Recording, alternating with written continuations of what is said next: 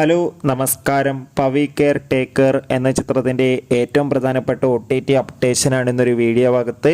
വീഡിയോയിൽ മുൻപ് video like ചെയ്യുക, ചാനൽ സബ്സ്ക്രൈബ് ചെയ്യുക. ഈ വരുന്ന ജൂലൈ മാസം ധാരാളം ചിത്രങ്ങൾ OTT റിലീസ് ചെയ്യാൻ പോവുകയാണ്. നമ്മുടെ ചാനൽ ഭാഗം പരിശോധിച്ചാൽ നിങ്ങൾക്ക് കാണാം ദിലീപ്, ധർമ്മജൻ, ജോണി ആൻ്റണി എന്നൊക്കെ പ്രധാന കഥാപാത്രങ്ങളായ ചിത്രമായിരുന്നു പവി കെയർ ടേക്കർ. ചിത്രത്തിന് അതിഗംഭീരമായ അഭിപ്രായം സ്വന്തമാക്കാൻ വേണ്ടി സാധിച്ചില്ല. ഒരു ആവറേജ് അഭിപ്രായം മാത്രമായിരുന്നു സ്വന്തമാക്കാൻ വേണ്ടി സാധിച്ചിട്ടുണ്ടായിരുന്നത്.